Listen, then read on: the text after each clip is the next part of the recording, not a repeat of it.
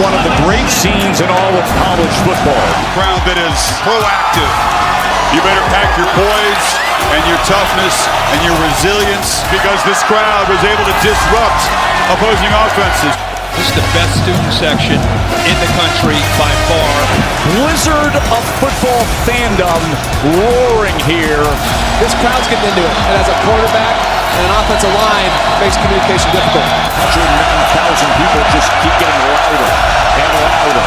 The crowd noise has been a huge advantage here at home for Penn State. You get 110,000 people to show unity. You tell them that they matter, that they make a difference, that they are needed, and you get this.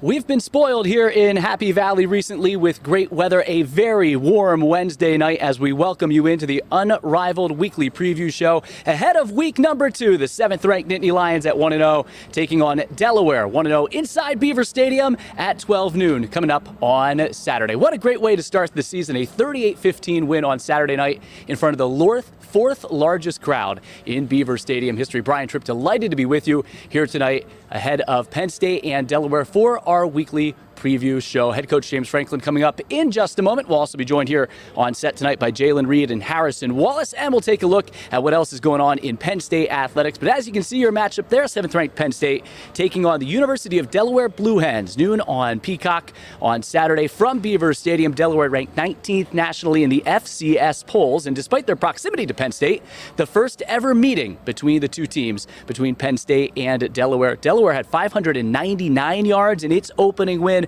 Penn State 478 yards of offense. Head coach James Franklin now getting set to address the media on this Wednesday ahead of Penn State and Delaware. You guys like the inappropriate things. You wish I'd say more. It's good for ratings.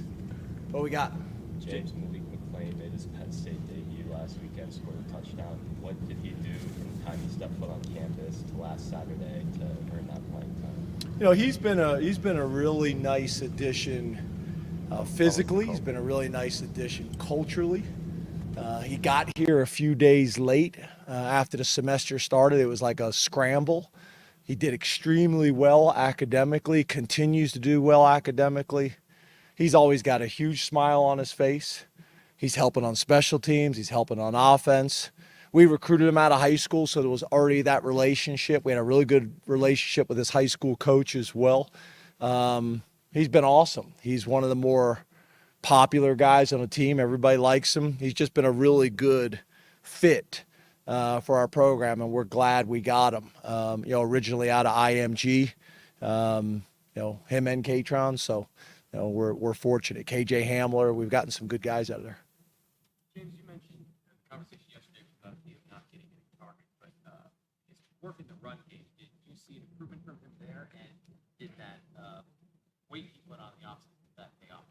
Yeah, I think you guys have heard me talk about it. We have real tight ends here, and that's no knock on anybody else, but I just think we got real tight ends that both block, and are able to hurt you in the passing game. I think Brenton Strange is a really good example of that. Why did he get drafted so high? Because he can bring a ton of value. Special teams, offense as a receiver, offense as a blocker, and those guys are hard to find nowadays. And we've done a good job of recruiting those guys. We've done a good job of developing those guys, because a lot of them, I wouldn't say necessarily did that in high school. So, yeah, it's hard to say the tight ends are not going to be a factor in the game because there's a lot of different ways that we're using them. But we'd like it to be a little bit more balanced. So has he really locked up that spot, or is that going to be okay? Yeah, like I've talked about, for a while, we got two guys that have really kind of established themselves, and then we got a number of guys that we feel good about. Liam is one of those guys. Obviously, Malik is one of those guys. There's a number of guys that are competing and will continue to be a weekly competition. Do you expect to have Amari Evans this week? It's early in the week to say, but he practiced today and practiced well, so we'll see. Good.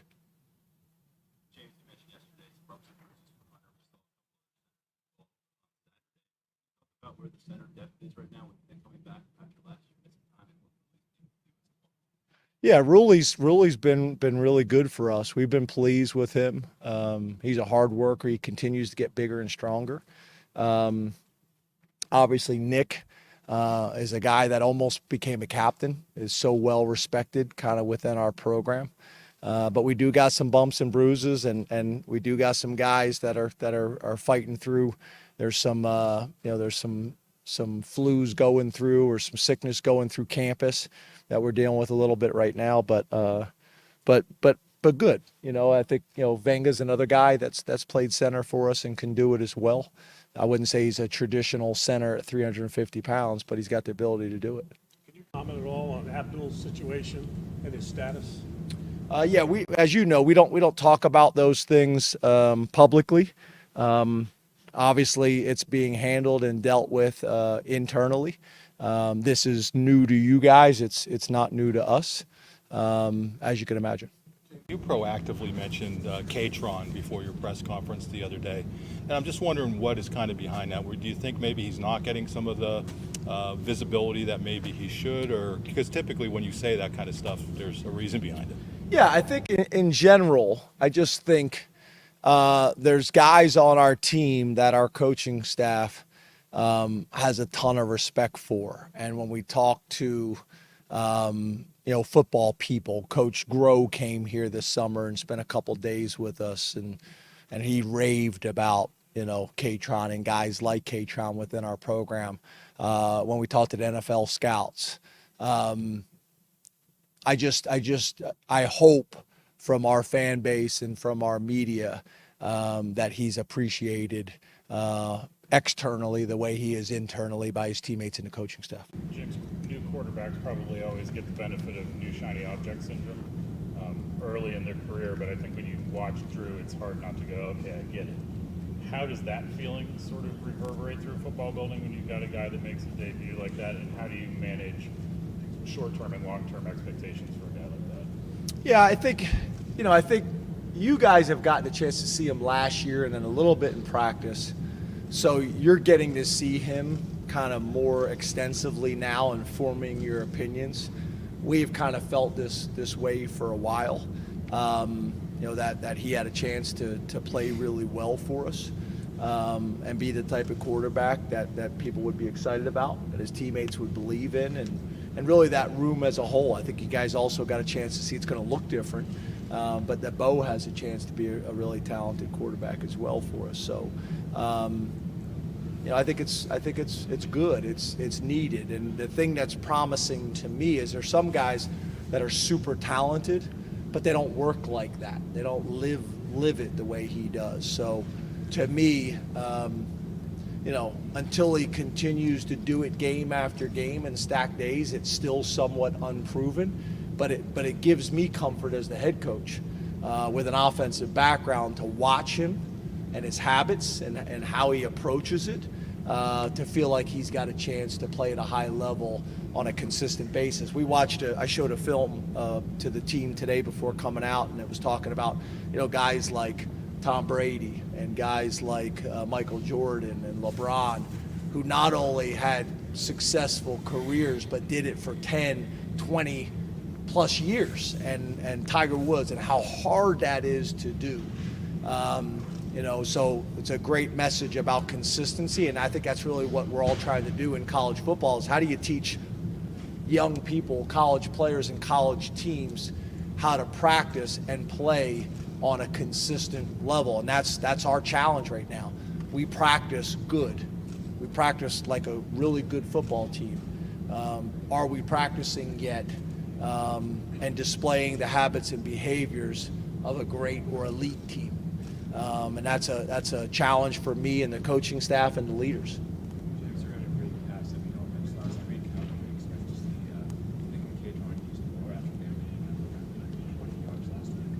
So was it pass heavy? What was our balance? 35 carries, 29 passes. I think it's the opposite of what you said. What other questions we got? Because it's the opposite. We had more carries than passes. James, going back to Malik. Week 1 of the NFL season, do you have any sort of routine when you communicate with players? If you guys have a question, I got no problem with the question, but the question has to be based on facts. You can't loop your narrative into the question you want to ask to get your answer that you want. Week 1 of the NFL. Do you have any sort of routine where you communicate with former players, wish them good luck, anything like that? No, I'm too busy. They're too busy. It was great that all those guys came to the game on Saturday. I only got to see Amani and Saquon. They literally came out in the handshake line of the recruits.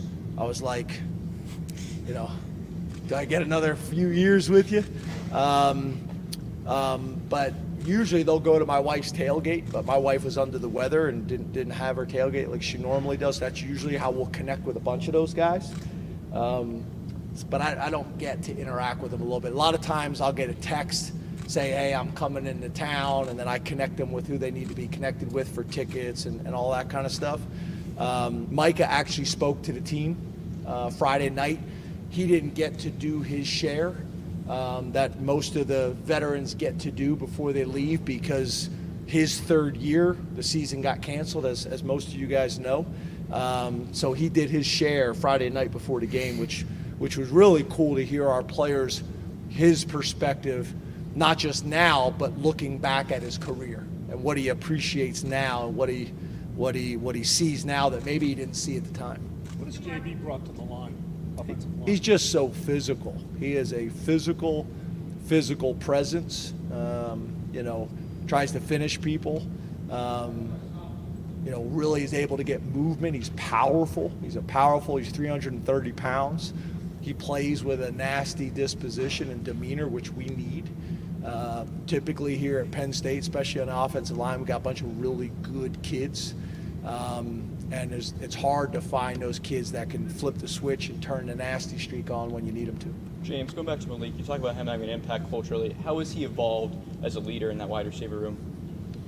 Yeah, I think it's hard to come in and say you're going to be a leader from day one when you don't have the relationships, but he's built those relationships and he's earned the respect of the room through his actions and his attitude and his work ethic.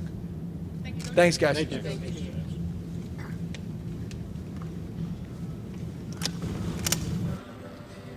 And there is our matchup for this week. You just heard from head coach James Franklin here on this Wednesday. Penn State taking on Delaware at noon on Peacock from Beaver Stadium. Nittany Lions played in front of the fourth largest crowd in Beaver Stadium history last Saturday, taking on West Virginia to open the season, a 38-15 victory. Welcome you back live here to the patio at the Lash Football Building for our Unrivaled weekly preview show ahead of week number 2. Penn State taking on the Delaware Blue Hens. And we're joined by Penn State safety Jalen Reed. And I just said the fourth largest crowd, Jay Reed, in Penn State Beaver Stadium history. How would you describe the environment on Saturday night? The environment was crazy. I still get chills sometimes coming out this tunnel, even though that's my third year going out the tunnel. But I still get chills sometimes, and I get a little nervous. But at the end of the day, it's just football, so I just go out there and ball out. I was going to ask you that. Does it ever get old? We were looking at some pictures there from the weekend. Does it ever get old playing in front of the Penn State fans? Not at all. It's like every time you go out there in Beaver Stadium, no matter if it's a whiteout, stripe out, a regular home game, it's always turned there. There's always a lot of people there. There's always fans always rooting you on. So it's always a good time. One thing that I want to kind of get that perspective on is how do you channel and funnel those emotions because you're so amped up, but the team also only one penalty in the game. You were really disciplined. How do you channel those emotions and all that energy to make sure it's funneled to the right direction? Because at the end of the day, in each game, it's always just football. So at the end of the day, you got to go back to your fundamentals and your routines, and you just go back to your preparation so everything can fall in place. So if you just go out there and be calm and just be calm and collective, of course you're going to be hype at the beginning, hype with your teammates, but when the game starts, it's time to be calm and collective and go to do business. We're looking at some of your highlights here from the opening week in that week 1 win over West Virginia. What challenge did the quarterback present because of his ability to move in the backfield, in and out of the pocket, and his ability to run? Yeah, all respect to our opponents, West Virginia. For me, they had a good quarterback. He was able to run and escape and use his legs on some of the plays. So it was extending the plays and extending the drive. So I would say more of him running the ball was more effective than him throwing it because, scramble rules is very hard in football, especially on the defensive side of the ball. So I say that.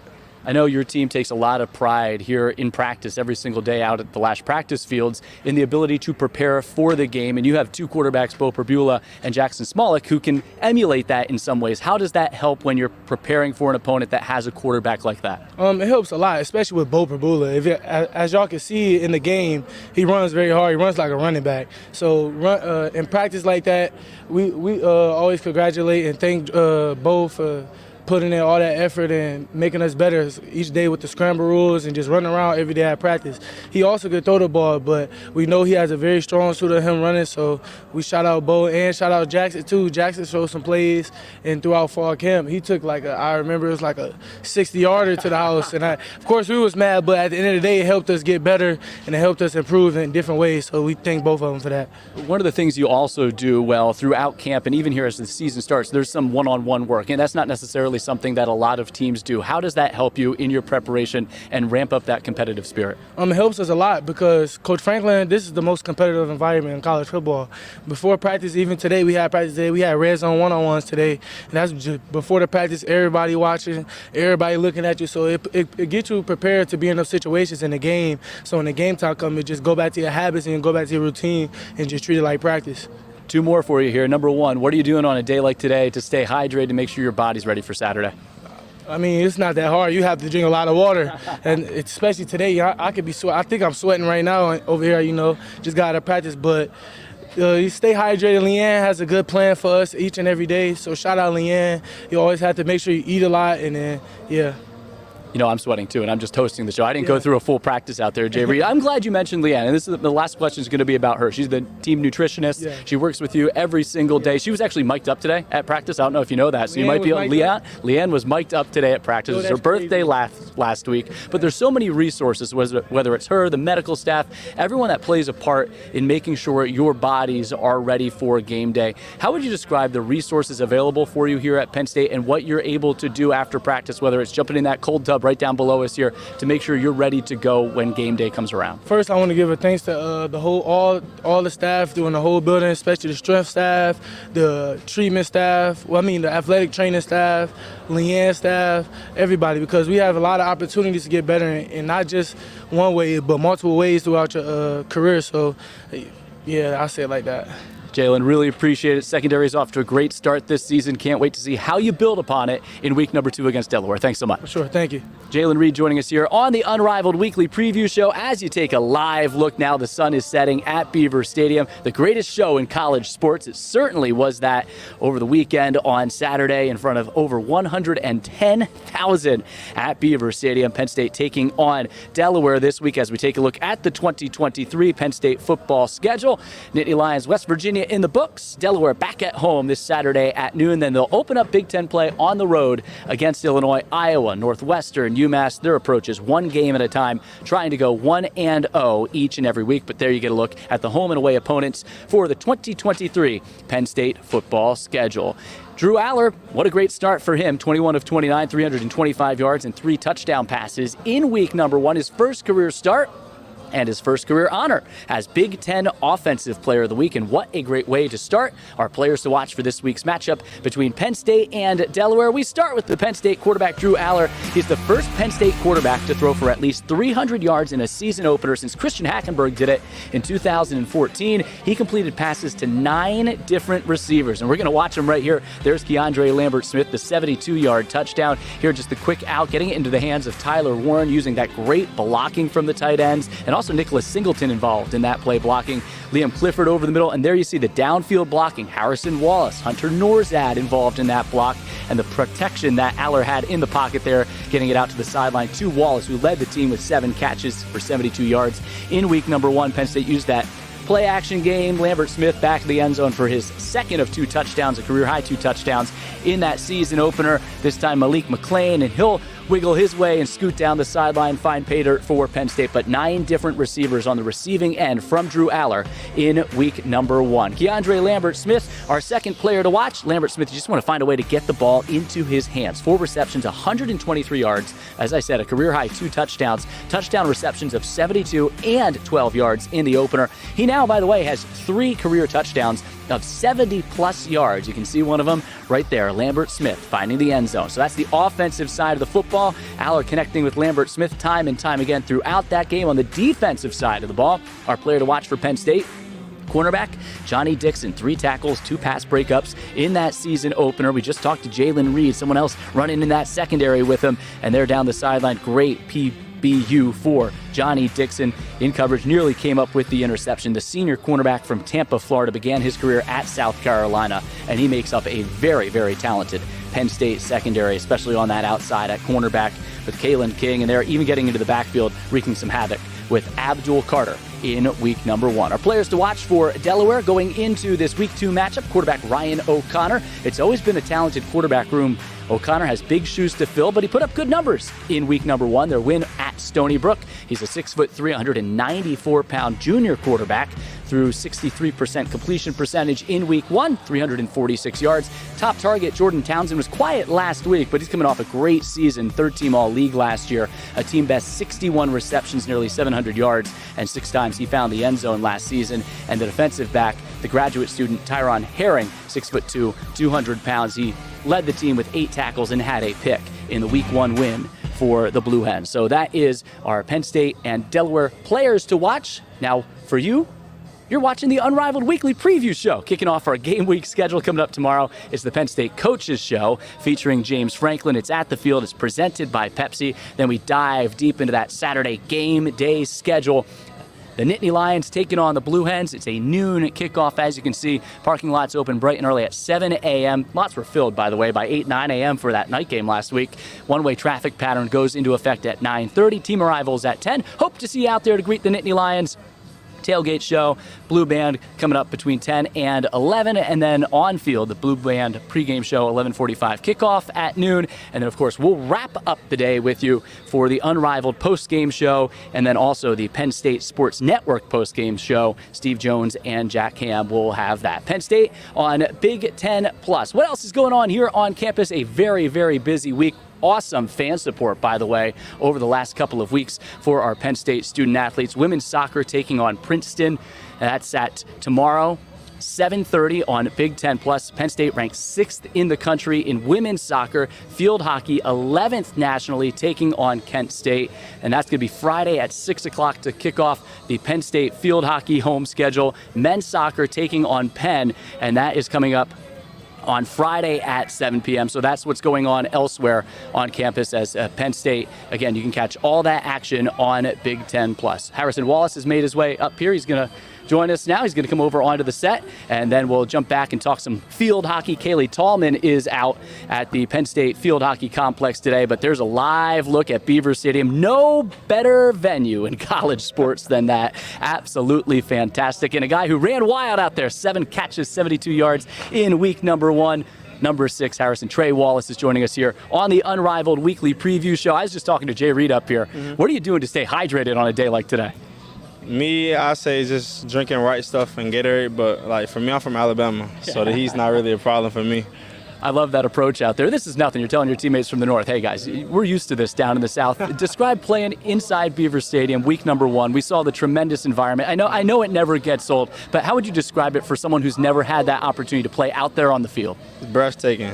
As soon as you take a foot outside the little tunnel, you might just have to stop and just look around and just catch your breath for a minute. Like the view and just the crowd and the fans is just astonishing. We're going through some of your highlights here from week number 1. There, Drew, he gets the ball out so quick to get it to you to the sideline. Yes, sir. And then here, again, a little comeback along the sideline. How would you describe your relationship, the chemistry you have with number 15 QB out there? I can say it's a great relationship built up over time, just in the off season, just coming in, getting extra work, catches, film. It was really a big part of our off season, just getting the chemistry and the timing down. What is that dynamic? What do you do? As you say, you go through the offseason to find that chemistry, that timing with the quarterback. What are some of the things that you're doing on the practice field to develop that? I could say just get in and out of routes, repetition. So basically, the quarterback can trust that we're going to be where we need to be whenever he releases the ball, and you know we're going to come down with a catch. How much film are you watching together with the quarterback, and how much then are you doing it separately as wide receivers in that wide receiver room, where Drew's probably going to be doing it separately with the quarterbacks as well? I say we watch film with the receivers. We watch film every day. And then we get together with the quarterbacks about once or twice a week, just going over routes, going over like the game plan, and just studying the defense. When you look at the competition you have internally inside your room, what makes your room so darn good this season? We saw it all on display in week number 1. 9 different players had a reception. It's not a selfish group, so you guys are competing, and you want everyone to have those opportunities. I could just say we were pushing each other all off season so that we can be the best we could be. And Lions, iron sharpens iron. So if one person makes a play, like, we all competitive in the room, so we feel like somebody else got to go out and make a play. So it's just something that we live by. We just had a competitive edge in our room.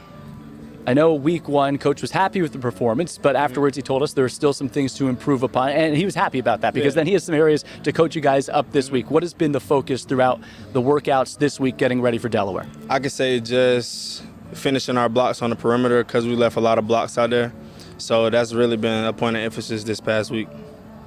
How excited are you to get back inside that stadium on Saturday? I can't wait. I can't wait to be inside the stadium, put on a show for our fans. Hey, really appreciate it, Trey. Thanks so much. Yes, sir. Trey Wallace joining us here live on our set. He heads on off. There's another live look at Beaver Stadium. Man, a beautiful sunset on this very warm and muggy night we have here in Happy Valley. It's going to be a busy week here in Happy Valley, and Kaylee Tallman is at the Penn State Field Hockey Complex as we have some big matchups coming up, not only in soccer, but field hockey. Kaylee is at home for the first time this season.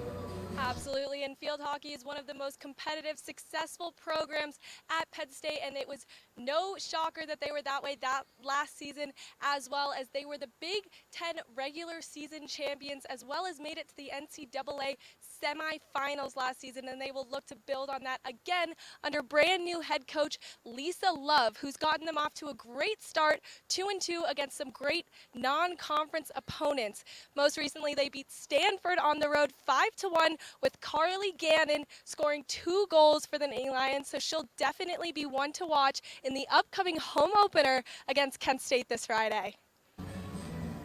Yeah, they're at home against Kent State on Friday, then Delaware at 1 o'clock coming up on Sunday as well, Kaylee. And Carly Gannon with 6 points in that matchup against the Cardinal. And we're so excited to see the fans packed. We can see the construction behind you, not yet complete there at the Penn State Field Hockey Complex on the new stadium. But last year, fans packed the outside right along the railing. They brought their lawn chairs out to the game. And Penn State, despite not having stands, led the Big Ten in attendance for field hockey. I know vibes are high again, and fans are going to make it out there to the Penn State Field Hockey Complex again this weekend. Absolutely, and the construction on this new facility began in the fall of 2022, but despite that, fans still brought their lawn chairs, as you mentioned, to surround the field, and fans can absolutely do that again this season. It's very much encouraged, and when this facility is all done, we can look forward to some brand new locker rooms, a press box, and a lot more seating for Nittany Lions fans. So we expect to see a lot of people here on Friday to support the field hockey team. Kaylee, I think you're a little overdressed tonight. I know by that turf it's probably pretty warm, and we're hoping for great weather throughout the course of the weekend. It is unusually hot for Penn State Happy Valley right now. I am definitely overheating and definitely overdressed, so hopefully the weather holds out and cools down a little bit for Friday for the Nittany Lions. Kaylee, really appreciate it. Thanks so much. It's great to check in with you tonight over at the Penn State Field Hockey Complex as we're live here on the patio at the Lash Football Building. I was talking about some of those other Penn State events coming up here this weekend, not only at home but also on the road. Women's soccer against Princeton at 7:30. That's tomorrow. Field hockey home on Friday and Sunday, as I just referenced. Men's soccer, women's volleyball is on the road, but they've got a great matchup at number 2 Louisville coming up on Sunday, and that actually is going to be airing on ESPN2. And then cross country hosting the Spike Shoe Invitational, and that's going to be at 9 a.m. coming up on Friday. And speaking of cross country, Kylie Kane, State College's own, is with us here on our set on the Unrivaled Weekly Preview Show. And Kylie, you and your teammates had an opportunity to go run last weekend at Lock Haven, but now the season really gets underway with the lone home event of the year. I was going to say the home opener, but this is it, the Spike Shoe Invitational. How much are you and your teammates looking forward to finally getting out there on the Penn State golf courses to run this Friday?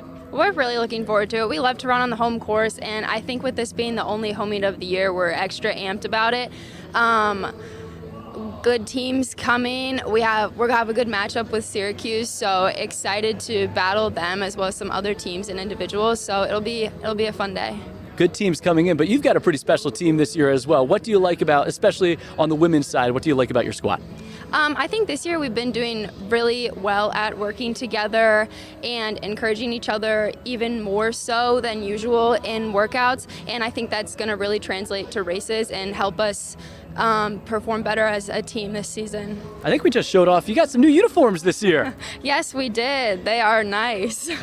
Now, do they make you run faster? Of course, of course. How did you get into running? You're from State College. We want to get to know a little bit more about you, Kylie. How'd you get into running? My older sister did cross country, and I started track in 7th grade as a jumper. Never ran. My older sister did it, so I decided to follow in her footsteps, and it just kind of took off from there. You set PRs last year in the 4K, 5K, and 6K during cross country season. Where do you feel like you're at heading into this season? I think I'm in a good spot. I think fitness is always hard to judge because you're comparing yourself to where you were last year or years previous, so it's hard to judge, but I think I'm in a good spot. Workouts have been going well for me and for the team as a whole, so I'm excited to test my fitness and see what I can do on Friday. And that fitness may be tested on Friday because we're not sure what the weather's going to be like. It might be a little humid, might be sticky, might be a little rainy, it might be hot like it is today. What have you and your teammates been doing to get ready for whatever environment you may face on Friday out there? I think running at different times during the day is helpful, but of course, conditions, you can't change them. Everyone has to run in them, so I think just being able to adapt is the most important part. You're from State College. Did you grow up going to Penn State games? My family did.